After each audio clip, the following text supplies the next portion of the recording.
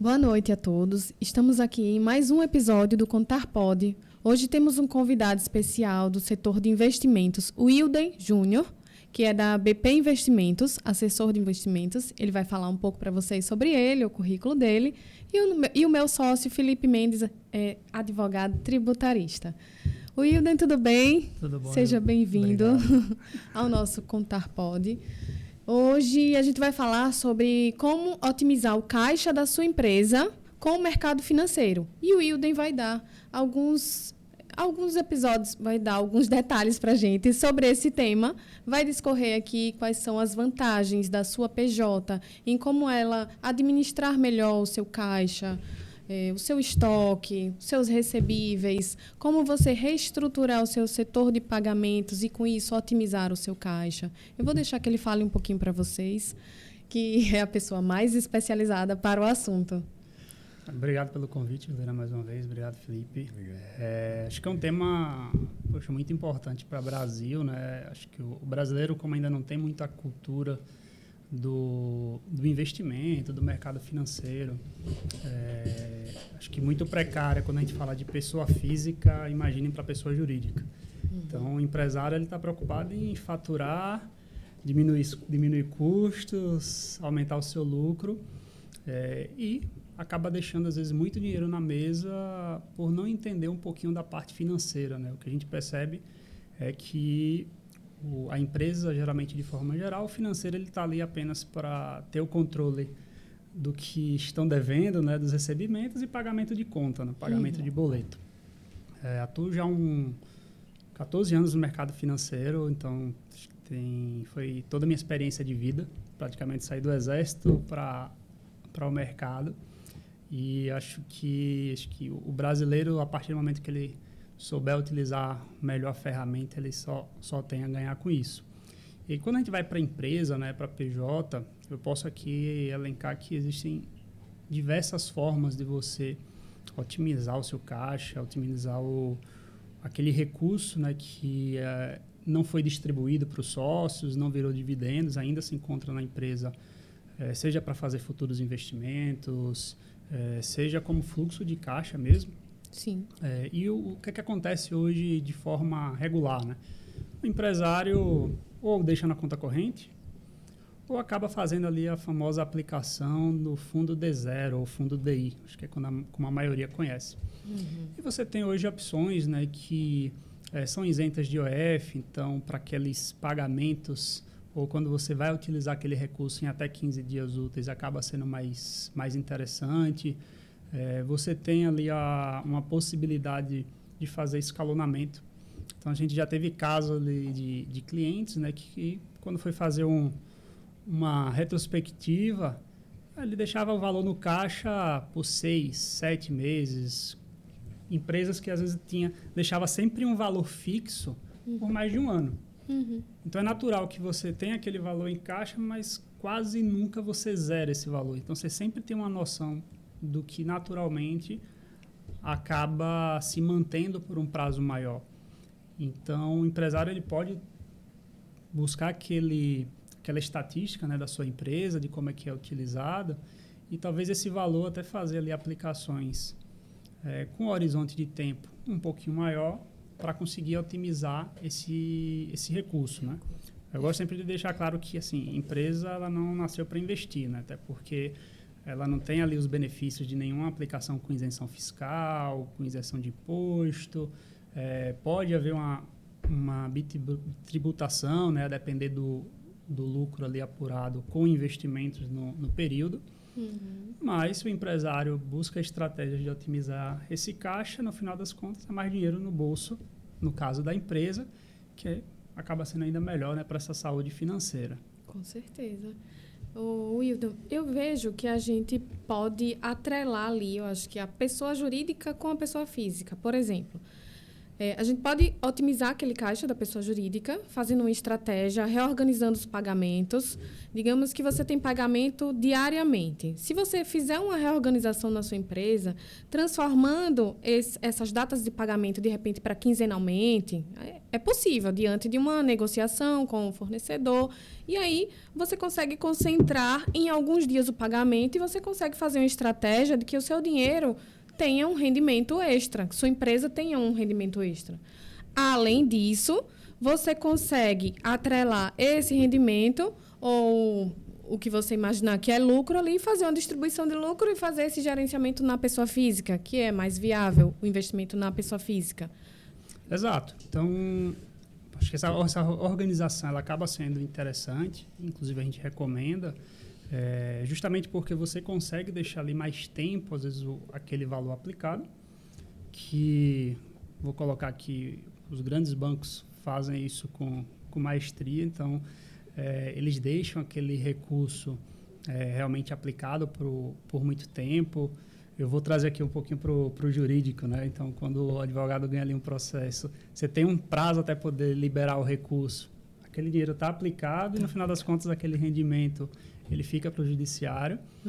E o empresário pode fazer o mesmo, né, para o bem da empresa dele. Sim. Então, você consegue fazer realmente essa otimização.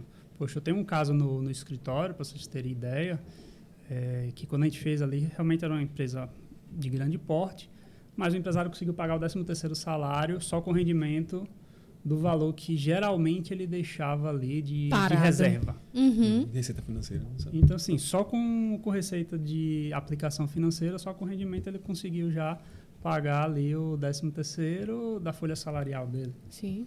É uma estratégia. Você pode fazer uma reserva mensalmente, você pode provisionar o seu 13º, joga em outra conta e ali você vai aplicando todo mês. Ali vai rendendo. Chegar no final do mês, no final do ano, você além de pagar o 10º, pode tirar um lucrozinho ali para você, uma distribuição de lucro. Caixa da empresa. É uma estratégia muito legal. Então a gente já teve casos assim. Acho que essa organização ela também acaba sendo muito boa, né? Porque primeiro que não tem o risco ali de atrasos. Segundo que a organização em si ela é sempre válida, né? Principalmente na parte financeira. E acho que o principal ponto é essa otimização, né? Nesse período ali que você não vai utilizar nesse recurso. Como eu falei no início, né? Existem hoje aplicações que você consegue fazer e que não tem ali a cobrança do IOF, que geralmente é o que mais onera quando você mexe em um período ali menor de 30 dias. Então, você tem ali opções. Só que o que eu falo é que falta, às vezes, um pouquinho do interesse do empresário em buscar entender, né? Sim. Geralmente, quando a gente fala de mercado financeiro, tem até uma pesquisa bem interessante. O consumidor geral brasileiro, ele compara em 3 lugares diferentes qualquer produto ou serviço que ele vai contratar. Agora, quando você fala em aplicação financeira, cai para uma média de 60%, que compara os demais produtos e serviços, e mercado financeiro cai para 17%. Porque, naturalmente, ele vai lá onde ele tem banco e faz o que foi apresentado, justamente porque o foco não é aquilo. A gente sabe que o foco da empresa é faturar, é crescer, gerar lucro. O empresário geralmente não está preocupado. Geralmente não pega uma pessoa que tem expertise. Exato, que entende do mercado financeiro. Sim. O que ele pega é uma pessoa operacional. Sim. Que vai fazer lançamento, vai enviar os dados para o contador, vai pagar a conta e pronto. E fica ali refém por falta de conhecimento. Sim. Então, a gente sempre indica que acho que é bom, né, buscar esse tipo de informação, porque quanto mais recurso, ou seja, mais resultado financeiro o empresário tiver, é mais folga para ele. Com certeza. Dinheiro gera dinheiro. Esse seu comentário sobre a utilização dos processos, né? Eu me lembrei de uma situação de um colega seu do setor financeiro. Ele estava sugerindo a um colega advogado que tinha valor a receber. E aí funciona assim: certifica que você tem direito a esse valor mas você não precisa necessariamente executar, cobrar, digamos assim, aquele valor de imediato. E aí ele sugeria, olha, segurei uns 2, 3 meses ou 4, porque esse rendimento de 1% mais INPC você não encontra no mercado financeiro assim não. E aí, realmente, você parar para pensar, e aí, eu sempre fiquei observando os bancos, você falou dos grandes bancos, eles sempre fazem o depósito, realizam o depósito, pagam o débito. Antes mesmo, muitas vezes antes mesmo do início da fase de execução, do cumprimento de sentença, dessa fase de cobrança do valor. Sim. Porque 1% mais INPC no mercado é uma coisa que não é tão fácil de se encontrar assim, né? Principalmente no Brasil, que a gente tem uma média histórica de taxa de juros que fica ali entre 9,5% a 10% ao ano. Então, a gente está falando de 0,8%, 0,75%. Sim, para o banco é excelente esse 1% mais NPC. E fazem muito bem isso. A importância de ter liquidez, né? Não, sem dúvida. Eles fazem muito bem isso. Uido, você mencionou a situação do IOF. Nossos ouvintes aí com certeza não entendem muito dessa parte, mas você poderia explicar como é que funciona essa questão do primeiro mês, né? A gente sabe que o IOF, a gente olha lá, se vender o ativo no primeiro dia, acho que é 98% a alíquota aplicada, mas só uma observação, sobre o ganho de capital, né? Exato. E às vezes o pessoal se assusta, 98%, é óbvio que é sobre o ganho de capital. Mas você poderia só falar mais um pouquinho sobre o IOF? Porque... Sim, é o imposto sobre operações financeiras que você encontra investimento, você encontra, se você quiser fazer ali uma remessa de câmbio, empréstimo, sim, tudo vai ter IOF, né? Uhum. No caso do investimento, da aplicação financeira, ele é regressivo, tem um prazo ali de 30 dias. Então, ele começa realmente ali com 98, alguma coisa, quase 99%. E a cada dia que passa, ele vai ficando menor até zerar 100% com 30 dias. E aí, como eu disse, né, hoje existe, né, opções no mercado, porém, opções que até então só eram apresentadas para as grandes empresas. E aí a tecnologia, né, eu digo que ela veio para facilitar o acesso, isso em diversos produtos, né, diversos serviços, e trouxe também opções para o pequeno e para o médio empresário, que ele consegue ter acesso hoje. Dificilmente ele vai ter acesso via um banco tradicional, porque existem as suas limitações, mas você encontra ali as plataformas, né, diversas de investimento, que traz ali que é a operação compromissada, né, que a gente chama. Então, a operação compromissada nada mais é do que uma aplicação financeira que é livre de IOF e que é emitida pela própria instituição financeira por onde, né, ele faz. Uhum. E aí você tem essa vantagem. Então, em média, qualquer movimentação que você vai fazer em até 15 dias úteis, essa operação, nessa aplicação que não tem o IOF, ela fica mais vantajosa do que qualquer outra aplicação financeira. A partir de 15 dias úteis, ele fica igual, e aí daí em diante é melhor realmente você deixar na aplicação, porque ele já começa a ter um rendimento maior. Uhum. E a gente sabe que hoje assim, a maior parte das empresas faz ali pagamentos semanais ou quinzenais, então eles ficam ali aplicando e desaplicando, aplicando e desaplicando, e deixando ali de ter um rendimento por conta desse imposto. Perfeito. Ô, Wilder, doutor Felipe, ele tem vou tirar uma brincadeira agora. Ele tem um dinheiro parado na conta dele, da pessoa jurídica. Aí eu, como contadora, fico orientando ele. Felipe, faça uma distribuição de lucro. E aí, ele parece que me ouviu, ele vai fazer uma distribuição de lucro. O que é que você aconselha, doutor Felipe, com essa distribuição de lucro? Porque ainda tem mais. Ele tem medo de pagar imposto de renda. Só que o investimento, o imposto de renda é sobre o lucro. Né? Isso eu queria que você explicasse um pouquinho, porque muita gente fica com tem esse receio. Eu tirei essa brincadeira, não tem nada a ver com o Felipe, mas esse é o medo de todo mundo, pagar imposto de renda em cima de um investimento. Sendo que a gente sabe que é em cima do lucro. Então, esse imposto, ele é para ser bem-vindo. Quanto mais imposto de renda você pagar sobre um investimento... Significa que mais dinheiro você ganhou. Tem um detalhe, me corrija se eu estiver equivocado, mas tem um detalhe que é importante. quase sempre, eu não sei se 100% das vezes, mas quase sempre se trata de um imposto de renda tributado definitivamente na fonte, exclusivamente na fonte. Ou seja, você não vai ter um adicional por ocasião do ajuste anual. Já está ali tributado. Então já dá uma certa segurança, né? Você já está pago o imposto, não tem surpresa no ajuste, né? De ter um imposto suplementar. Eu trouxe essa temática porque, você sabe, né? O brasileiro tem um medo danado de pagar imposto. E a gente precisa tentar quebrar essa barreira das pessoas. Porque existem formas de você tributar menos, tributar de forma justa. E se você está pagando muito tributo, você pode procurar um profissional para rever se está correto, se tem alguma alternativa melhor. Hoje em dia, a gente tem termos de acordo aí que a gente pode enquadrar um empresário para fazer um planejamento tributário para ele. Mas, de todo jeito, se está pagando muito imposto, é porque está faturando muito. Perfeito, sim.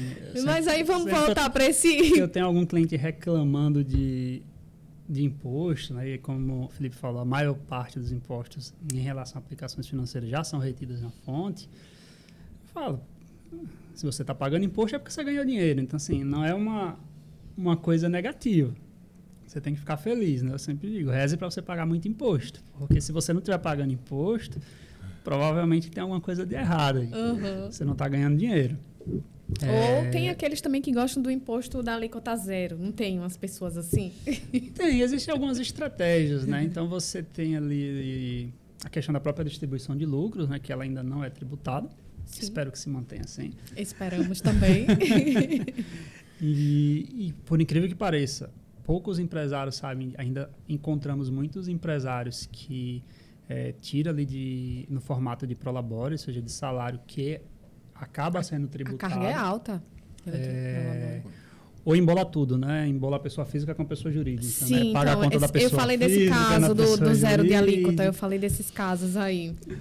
Que não é o ideal. E juridicamente isso é um inferno. Exato. Atrai a responsabilidade para o patrimônio pessoal da pessoa. Não, e lembrando que a Receita tem 5 anos, né? Para vasculhar a sua vida. 5 anos, tá? E está cada vez mais conectada com tudo. Então, com o seu cartão de crédito, com o que você faz de viagem, com tudo que é vinculado ao seu CPF. Sim. Então, realmente é bom ter esse cuidado. Então, assim, acho que a distribuição de lucro, ela hoje, né, ainda se encontra como um meio muito bacana de você amenizar essa questão da tributação e transferir para a sua pessoa física. Sim. Principalmente porque para a parte de investimento, né, como eu comentei, a pessoa jurídica, ela infelizmente, ela não pode usar de nenhum benefício de isenção. Então, qualquer aplicação financeira para a empresa, ela sempre vai ser tributada. Para a pessoa física, não. Então, quem quer, vamos assim, pagar menos de imposto, mas ainda assim continuar tendo rendimento, existem hoje algumas opções que são isentas para a pessoa física, ou seja, existe esse benefício fiscal e que ele pode aproveitar, onde na pessoa jurídica ele não iria conseguir fazer esse aproveitamento. Uhum. Então, você fazer ali a transferência realmente daquele valor que talvez já não faça mais sentido se manter no caixa da empresa para a sua pessoa física, e aí sim utilizar por ele, acaba sendo mais interessante. Mais viável. E como a gente falou, o imposto de renda em si ele é calculado em cima do seu ganho como, vamos assim, profissional. Então, é o seu faturamento da pessoa física. O investimento, ele está vindo, vamos dizer, a distribuição de lucro, ele não está vindo como prolabore. Então, você não vai precisar fazer um pagamento em cima disso. Uhum. O que você vai ter de imposto é o que você ganhar de rendimento, né, em cima desse valor. Aí, ok, né, tem ali as tributações, a grande maioria começa com 22,5% e vai diminuindo, né, à medida que passa o tempo, chegando a uma alíquota mínima de 15%. Uhum. E, como dito, ainda também existem aquelas opções isentas, que, né, o empresário ele pode aproveitar. Até uma dúvida que me surgiu aqui, né? As letras de crédito imobiliária e agrária, elas não são isentas para a pessoa jurídica? Não. Inclusive, eu tive uma situação, semana passada, eu liguei para um cliente, né, que ele transferiu um valor para a PJ dele e foi lá fazendo tudo por conta própria e aplicou no LCI, né, que é a letra de crédito imobiliário. Quando eu vejo lá na conta dele, eu liguei, ele... Não é isenta, não? Não, é isenta. Para pessoa física, para pessoa jurídica, não. Oh, poxa, tem esse detalhe. Poderia ter deixado. E aí tem aplicações melhores, né? Porque geralmente as aplicações são isentas. Como ela é isenta, ela vem com rendimento menor comparado às tributadas. E aí é fazer conta, né? Ver ali, a depender do prazo que pretende investir, qual é que fica mais interessante. Mas para a pessoa jurídica, eu digo que a pessoa jurídica, sim, não tem para onde correr. É ver qual é a melhor taxa e aplicar nela, porque vai ser tudo tributado. Sim. Eu vejo com bons olhos esse investimento para a pessoa jurídica quando ela tiver estruturada para isso. Por exemplo, seria o setor de pagamentos, reorganizar. Os estoques é outro ponto que dá também para você otimizar ali o caixa, porque muita gente investe no estoque e o estoque é dinheiro parado. Perfeito. E aí você pode fazer puxar relatórios para analisar o que é que não está tendo saída, o que é que você está estocando de muito valor que você pode diminuir o quantitativo que você compra. São coisas que têm que ser analisadas para tomar uma decisão junto com um assessor de investimentos, junto com o jurídico, junto com a contabilidade, que aí sim você consegue otimizar o seu caixa. Mas eu acho que tem como a gente fazer um rendimento extra dentro de um caixa da PJ. A gente consegue pagar um 13º salário, como você falou aí, e outras coisas mais, uma distribuição de lucro maior. Doutor Felipe mesmo, está com dinheiro parado lá, vai distribuir lucro, vai investir lá na BP Investimentos. É o meu sigilo. Eu não tenho distribuição de lucro, não. Tá zero o meu. Não, é importante, assim, como você comentou ali a questão do estoque, acho que a evolução, principalmente da parte logística, hoje em dia, inclusive, facilita muito, né? O que eu acho que hoje trava muito, né, boa parte dos empresários, é que eles mudam em tudo, né? Então, assim, ele não tem mais o mesmo celular de 5, 6 anos atrás, ele não tem mais, às vezes, o mesmo carro de 5, 6 anos atrás, ele sempre quer a tecnologia nova. Mas quando a gente fala de finanças, é incrível como as pessoas continuam fazendo as mesmas coisas que faziam há 10 anos atrás. Sem querer conhecer o que existe de novo, sem querer, às vezes, conversar, enfim, ouvir, ou seja, realmente abrir a cabeça, né, para tentar entender.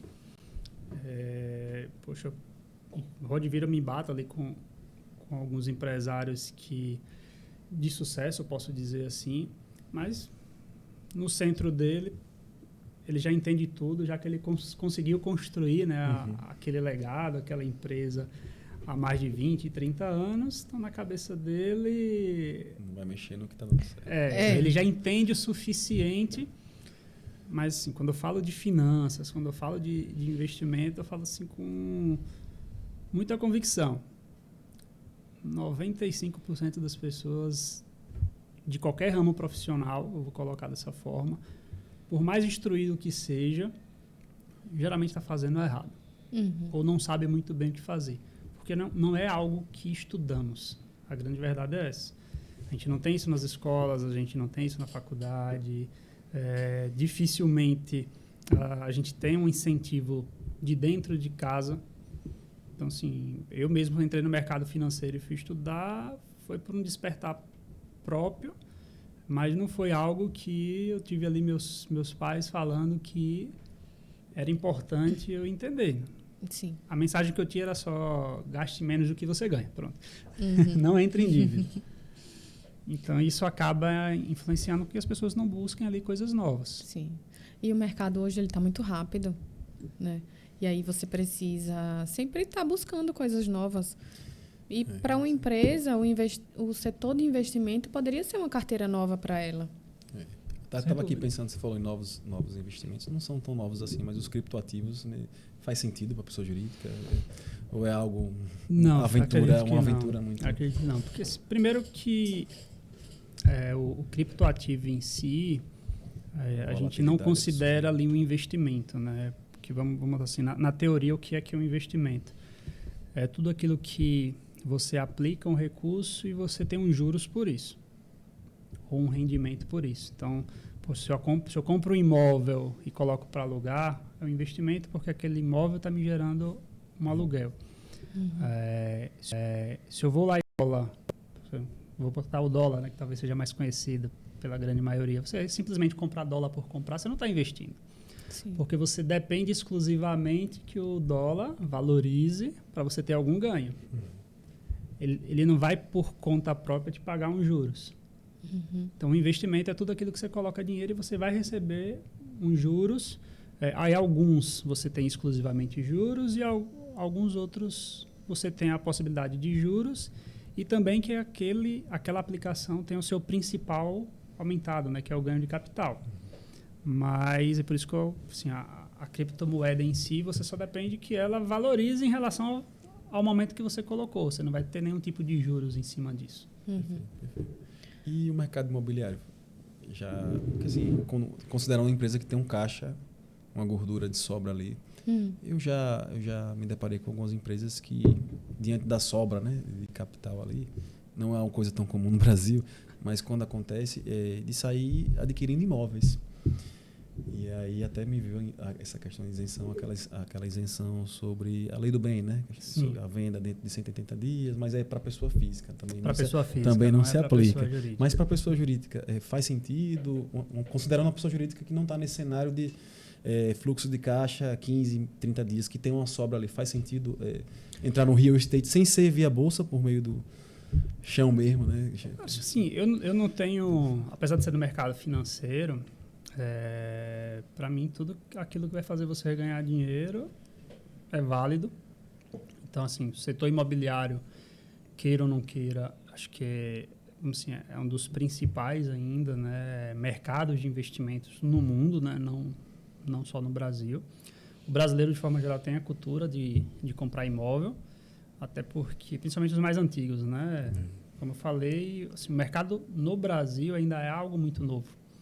Então, há 15, 20 anos atrás, ou você deixava o seu dinheiro na poupança ou você comprava terreno.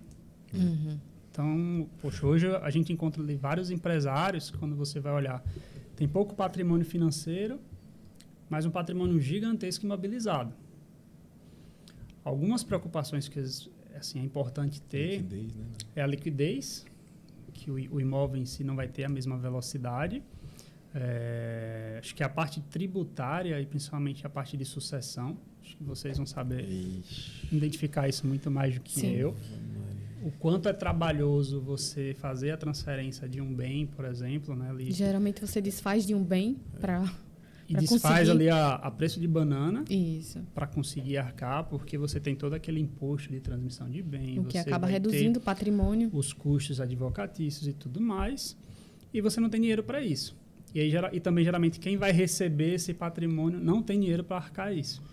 E aí vem aqueles acordozinhos por fora, o cara compra um imóvel que vale 500 mil pagando 100, porque está precisando de dinheiro de forma imediata. Para resolver a herança. Então, assim, acho que tem esses entraves.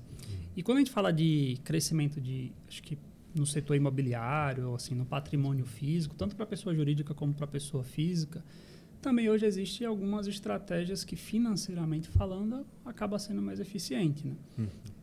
Pelo menos vou falar de Sergipe, que é o que eu conheço mais, mas quase todo empresário daqui gosta sempre de fazer tudo com recurso próprio, pagando à vista, porque na cabeça dele é o mais interessante. Poxa, você tem ali uma possibilidade de financiamento, você acaba pagando mais caro, mas às vezes, a depender do que você pretende fazer, se paga e você não se descapitaliza, ou seja, não tira o seu dinheiro do bolso, principalmente quando é para pessoa jurídica.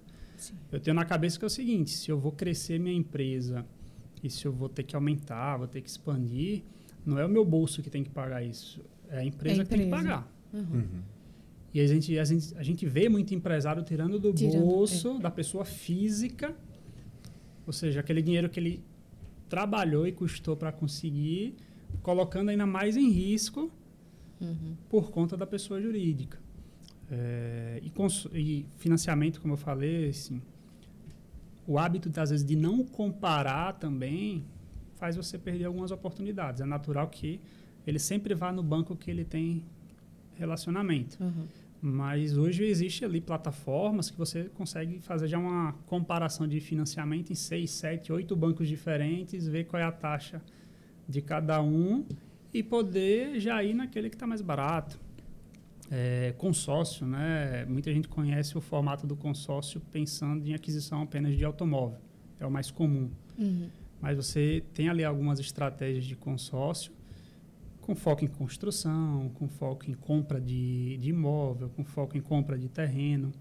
Eu lembro que eu visitei E aí a questão do conhecimento ele pesa muito, né? Eu visitei um empresário do setor de construção, ou seja, é algo que ele conhece. E outro para você, era isso aqui de boleto de consórcio. Porque todos os terrenos que ele comprava era via consórcio. Ele entendia.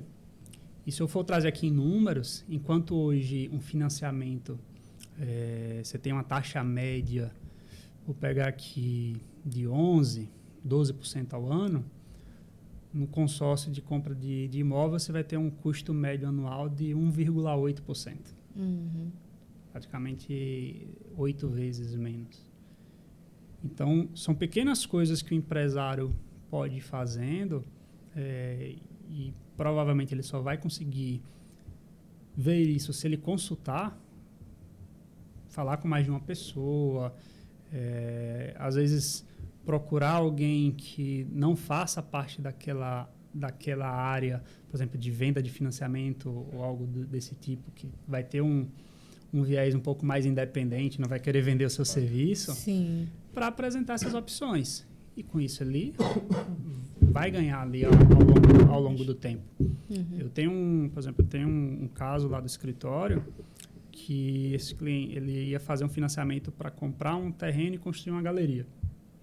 A gente conversou, fez conta, ele acabou ali fazendo via consórcio, conseguiu contemplar esse consórcio em uns 6 meses, fez a compra de um terreno, levantou, né, uma galeria, e hoje ou seja, essa galeria ali são 3 salas, se eu não me engano, alugadas, os valores que ele recebe de aluguel, paga o valor mensal do consórcio, ainda sobra dinheiro para ele, e ele nem precisou fazer um desembolso. E está com patrimônio. Perfeito. E o patrimônio, de forma geral, ele está se pagando, né? Então, assim, existem realmente várias estratégias. Eu gosto da parte financeira que não tem muito erro, é só você fazer conta. Né? Então, assim, não tem nem mais nem menos. É fazer conta e ver se faz sentido ou não faz. Criação brasileira, né? O consórcio, né? Não só existe no Brasil. Exato. O consórcio ele tem uma finalidade diferente do empréstimo, né? Do financiamento em si, né? Eu fiz agora uma revisão de cálculo de um cliente, 38 contratos de consórcio, que o dinheiro está parado e eles pediram para revisar o cálculo para tentar renegociar, porque é justamente isso, o consórcio ele não tem esse viés igual ao financiamento. Exato. E vai pagando e o saldo devedor, né? Enfim, a gente atualizou e aí esse cliente vai conseguir renegociar uma dívida. Essa revisão de cálculo vai gerar um benefício para eles lá de uns 2 milhões. Caramba. Porque o financiamento você paga juros, né? O financiamento é um empréstimo. Mas tem consórcios que... O consórcio é a taxa de administração. Os juros ele vai acontecer se você tiver atrasos, né? Porque assim, o consórcio ele é no formato de condomínio. Então, assim, você tem várias pessoas que fazem ali um grupo e praticamente aquele valor que todo mundo paga no mês tem os sorteios, é distribuído, ou seja, para os sorteados ou em relação ao lance de quem acabou sendo contemplado. Então, assim, a partir do momento também que você tem pessoas daquele grupo ficando inadimplente ou parando de pagar, você pode atrapalhar os outros que continuam arcando. Não sei se vocês já fizeram aquela...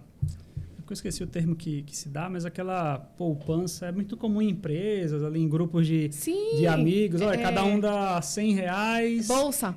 Pronto, e a gente vai sorteando no mês. Sim, é quem vai receber. Pronto, a lógica do consórcio é a mesma, só que organizada por uma instituição financeira E quando a gente faz entre amigos, não tem taxa de administração, né? Uhum. No caso da instituição financeira, vai ter uma taxa de administração. Mas, assim, o projeto do consórcio é isso. Então, a partir do momento que um para de pagar, você não consegue destinar aquele valor que foi contratado, que foi acordado, para quem foi sorteado. Uhum. Então, por isso que todo consórcio, inclusive, tem um cálculo ali de margem, justamente para minimizar, né, esse risco. Esse risco. Por isso que, de vez em quando, eu tenho que contratar uma perícia para revisar os cálculos. Isso aí. Bom, eu estava lendo um assunto interessante dessa área de investimentos, que diz o seguinte, sobre poupar dinheiro. Quem poupa tende a ter mais dinheiro. Tá, é óbvio isso. Mas quem poupa, você vai fazer uma destinação. Você vai poupar e você vai investir em algum, né? Perfeito. Ou seja, em função de um objetivo. Eu, por exemplo, eu tenho vários sonhos bem altos. Um deles é levar a família toda para os Estados Unidos. Então, eu tenho poupado meu dinheiro, muito embora eu não tenha procurado um assessor de investimentos. Na poupança, né? Mas está na poupança? Está guardado. Pelo menos voltou. E aí, eu queria que você dissesse falasse um pouco aqui para todo mundo, que todo mundo tem seus sonhos. O que é que você aconselha para quem tem seus sonhos e precisa poupar o dinheiro para que ele aconteça, para realizar, para fazer acontecer? Pronto. Eu gosto sempre de fazer duas divisões, né? A primeira, eu digo que é o recurso de investimento de longo prazo. Na minha concepção, acho que todo profissional deveria ter isso. Até porque se a gente for pegar hoje, principalmente os autônomos ou que não são concursados, acabam, na maioria das vezes, tendo ali rendas que superam o teto do INSS. E por mais que ele pague ali o teto do INSS, ele já tem ali certeza que no momento da aposentadoria ele vai ter uma perda. Vai diminuir bastante a sua receita do mês. E ainda são poucos brasileiros que têm esse costume, né, de você construir uma reserva pensando nisso. Investimento de previdência, pensando na previdência. Privada. Mas que não necessariamente precisa ser na previdência privada. No final das contas, é você construir um patrimônio financeiro. Certo. Seja na previdência. Muita gente faz isso comprando, por exemplo, imóveis para aluguel. Aí chega lá na sua velhice tem 20, 30 imóveis de aluguel. Acho que o formato você vai encontrar diversos, mas é importante você ter essa visão. E aquele outro investimento que é mais voltado para as necessidades de mais curto prazo. Então, por que eu gosto de separar? É natural que você comece a juntar tudo numa única caixinha. E aí, quero trocar de carro, eu vejo que tem aquele dinheiro lá, vou lá e mexo. Tô querendo mudar de apartamento, precisando dar uma entrada, eu vejo que tem aquele dinheiro lá e mexo. E aí você vai construindo patrimônio, mas em um momento você vai lá e tira. Você constrói e tira. Então, assim, para evitar isso, eu gosto sempre de sugerir que separe. Então, tenha algo pensando realmente no futuro e tenha ali uma outra conta pensando, vamos assim, nos projetos mais de curto prazo que vão acontecer. Uma hora você vai querer trocar de carro, você vai querer fazer uma viagem que é um pouco mais cara e a receita do mês não é o suficiente. E é importante separar. Então, eu gosto sempre de deixar isso de forma separada, né? Uma outra forma ali que eu gosto de fazer, então, por exemplo, hoje eu deixo de tudo que eu ganho no mês, eu separo em percentual. Então, assim, eu sempre coloco ali no mínimo 20% pensando na minha aposentadoria e 10% sem finalidade, que é justamente o recurso que, se eu quero fazer uma viagem que, enfim, dentro do meu orçamento mensal, talvez vai ficar um pouco apertado, é o que eu posso mexer. Se em algum momento eu vou trocar de carro, é de onde eu vou mexer. E eu faço isso todos os meses, porque não é todo mês que você vai ter uma despesa ali mais fora do comum. Então, eu vou acumulando 10% em uma conta e 20% em uma. Deixa eu entender melhor para aprender. Para minha aposentadoria, que assim, eu só mexo em questão de saúde. Tirando isso, para mim não existe. Entendi. Caiu o dinheiro hoje na sua conta. Aí 20% você já separa para Sua aposentadoria Exato. para investimentos. E 10% para sem objetivo. Aleatório. Exatamente. Para gastar. Para gastar em coisas que não, ou seja, não está no planejamento do mês. Que não seja da sua não rotina, é para gastar, né? como se diz, com festa, com saída, Entendi. ou enfim, dentro ali do mês. Realmente é pensando na compra de bens que eu sei que vai acontecer. Eu sei que provavelmente daqui a 2 ou 3 anos eu vou querer trocar de carro. Então eu não quero mexer naquele dinheiro que é voltado para a minha aposentadoria. E eu já vou criando ali uma reserva pensando nisso. Uhum. Você mencionou aí que pensando na saúde, mas, ou melhor dizendo, que não mexe na saúde, você está se referindo a seguro saúde, seguro não, saúde? Não, estou falando que assim, para eu mexer no dinheiro que eu separo para minha aposentadoria só em questão de saúde. Tá, entendi. Pensava que era... Se aqueles 10%, plano de saúde, se aqueles 10% que eu estou guardando todo mês, eu quero trocar de carro, ainda não é o suficiente. Surgiu uma cirurgia. Eu jogo para frente, guardo um pouco mais desses 10% até bater ali o valor necessário. Então, realmente, o recurso do investimento, para mim é mais fácil, porque está dentro da minha área. Então, já tenho bem mais consciência, né? É que nem vocês que vão ter ali a consciência ali da importância de ter certas atitudes, de ter ali uma contabilidade organizada, de ter a parte jurídica organizada, porque vocês sabem do problema que pode acontecer se não tiver. Uhum. Às vezes o brasileiro não consegue perceber ou não para perceber, porque eu tenho certeza que todo mundo conhece alguém que é aposentado e depende dos filhos, que é aposentado e teve que diminuir o seu padrão de vida de uma forma muito absurda, ou depende, às vezes, vou trazer advogado, que eu lembro que uma vez eu fui fazer uma palestra na CAASE, que é o sistema de assistência. Encontrei com um senhorzinho lá, a gente conversando, disse, não, vou fazer uma palestra de educação financeira. Eu chego, meu filho, devia ter prestado atenção nisso. Já tive 3 carros na garagem, casa de praia, lancha. Hoje estou vindo aqui para ter uma consulta com um dentista via CAASE. Então, assim, como a gente já viu ali vários casos, eu tenho ali uma percepção real do quanto é ruim você não ter essa organização para ter um patrimônio que lá na frente, pelo menos me dê a opção de poder parar de trabalhar ou saber que eu consigo manter ali o mínimo de qualidade de vida sem depender necessariamente do meu esforço físico para conseguir ganhar dinheiro.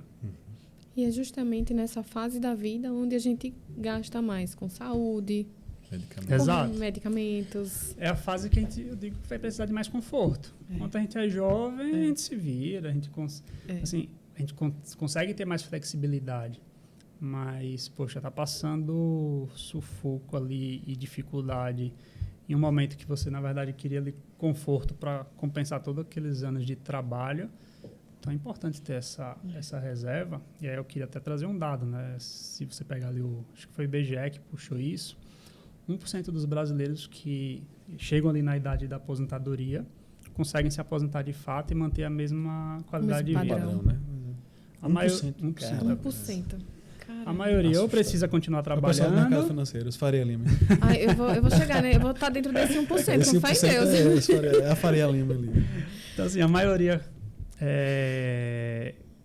precisa ali continuar trabalhando, ou vai depender de familiar, ou vai ter que reduzir a sua qualidade de vida de forma drástica. Eu vou trazer de 2 específicos, que eu acho que é o público que eu atendo bastante. Médico, 32% apenas conseguem realmente se aposentar. E advogado, se eu não estiver errado, são 17%. Caramba. E contador? Contador não tá puxando essa informação. Eu posso. Esses 17% foram aqueles que atuaram em causas multimilionárias, provavelmente, né? Aquela que tinha uma sobra mesmo. E assim, teve uma época... Mas é um percentual ainda muito baixo. Hoje em muito dia baixo, o direito está bem concorrido, mas teve uma época aí que, Ave Maria, era muito fácil você... Brigar com o físico mesmo era a coisa mais fácil. Saulo Ramos relata que era a coisa mais fácil você ganhar um processo contra o físico. Hoje em dia já não está assim, né? Mas ainda se encontra. Se procurar, ainda encontra oportunidades. Hoje são 23 de agosto, né? Eu vou começar a Isso. praticar isso aí, É que eu aprendi importante, aqui hoje. Por quê? Hoje eu cheguei reclamando aqui que eu trabalho muito, estou ganhando pouco. Então, o que eu vou fazer agora? Já pensando a longo prazo, tá? Eu vou começar a tirar 20% do marido que luto. 20% do meu dinheiro vai para a minha aposentadoria e 10% para os meus sonhos aí, que são muitos. Tem que ser 20-20. Então. E o resto tem que E ainda dar. sobra ali 70% pro dia a dia. Aham. Hoje em dia, a gente gasta tanto com besteira, é comida. Você vai na rua comer qualquer coisinha, qualquer sentadinha no O restaurante. aspecto emocional pesa muito, né? Às vezes, hoje eu vou no shopping, aí a pessoa tá estressada, vai no shopping, Né? desce o cartão. E ainda vem né? o amigo que a vida é só uma. A vida é só Pronto. uma. Aí Você estraga nem sabe se vai estar vivo, que tudo. tá pensando no futuro. Exatamente. Eu E é ando bem provável lendo. que esteja. Eu ando lendo uns livros sobre isso para poupar. E aí eu andei dando uma pausa em lojas, passo longe delas. Não, tem muita roupa no armário. A gente gasta com muita besteira. Não, Né? gasta. E esquece. E a gente não que- faz muito controle, né?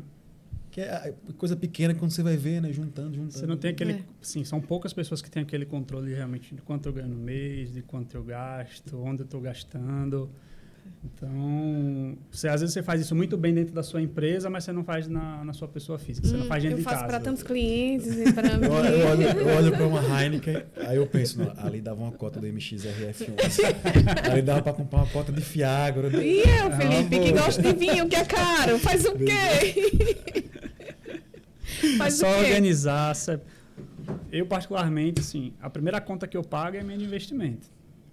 Então, realmente, o que sobra na conta, tanto que eu tenho ali minha conta de investimento, que é na corretora que eu atuo, e eu tenho a minha conta de movimentação, que é um banco digital. Então, assim, o que eu deixo na conta do banco digital é o que eu sei que eu posso gastar, porque assim, entrou dinheiro na conta, tchau. Eu lembrei de um negócio. Pagando. Eu nem espero. Sabe o que é que motiva a gente? Boleto. Boleto faz com que a gente trabalhe mais, porque a gente tem que pagar. E aí, o que eu fiz? Recentemente, comprei um terreno, porque eu tô na obrigação de ter, sabe? Mas é aquele negócio, é um patrimônio. Ao invés de estar pensando em liquidez lá na frente. E meus sonhos também. E meus Estados Unidos, onde é que fica? Então, o que é que eu vou fazer agora? Pensando aqui, surgiu essa ideia agora do nada. Eu vou gerar um boleto para uma conta que eu vou abrir para botar lá uma pro meu sonho, para minha aposentadoria. Pronto. Vai fluir agora. Não tem boleto para pagar? Tem boleto, Juliana, aqui para pagar. Olha. Tudo bem que acontece, mas o boleto tá aqui. É um boleto. É uma boa estratégia. Tem muita gente que faz previdência, né? Que previdência você tem a opção de boleto por conta disso, né? Eu coloco ali um débito automático, que aí não tem muito para onde correr. Mas acho que fazer de uma forma separada ajuda, né? Porque quanto mais você vê ali que tem o dinheiro, acho que você mais fica tentado a utilizar. Até realmente você entrar naquela sensação de olhar a Heineken e preferir comprar uma cota de fundo imobiliário, demora, é tempo. Eu criei uma tempo. estratégia lá em casa, que a gente tava gastando muito saindo pra rua. Eu disse, não, vamos começar a fazer as farrinhas aqui mesmo em casa. Na varanda, ou enfim. Porque se você comprar o vinho e tomar em casa, é muito mais barato. É metade do preço. Sem dúvida. E surto mesmo efeito, né? Não é? Verdade. Enfim. Bom, o que você tem acrescentado, doutor Felipe? Fala aí de sua distribuição de lucros, se você vai lá na BP Investimentos. Ele fica poupando Fica dinheiro, pra deixa o próxima. dinheiro lá parado. Olha, Wilden. Não, agora entrando e saindo o negócio. Rapaz. 2 filhos. Aí chora. Vocês choram assim também, Wilden? Pouco. Mas Pouco. pela minha, Só 30% já pelo sai da histórico, reta. né? Os clientes que mais choram geralmente é quem tem mais dinheiro. Né? É bem isso. Quem não chora já diz o ditado. Né? Tá bom. Geralmente é quem tem mais, é quem mais reclama. Agradeço sua vinda aqui no Contar Pod. Está sempre aberta as portas para você vir outras vezes.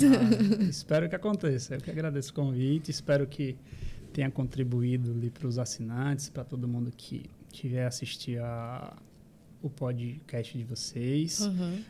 E acho que deixar um recado final que não olhem a parte financeira, né, como o patinho feio da história. Afinal, assim, sem trazer ali nenhum tipo de crença, o dinheiro ele vai estar presente até o último dia de vida tanto do empresário como da empresa. Então, assim, você depende de faturamento para que a empresa se mantenha, para pagar suas contas, para realizar seus sonhos. Então, é importante você aprender ali formas de gerenciar melhor isso, né? Tanto dentro da sua empresa, como na sua vida pessoal, ali dentro da sua pessoa física, dentro da sua família, para que consiga ali colher bons frutos disso. Gostei. Gostei. Obrigado, muito obrigado. Obrigado a professor Pedro. vocês. Satisfação. Obrigada.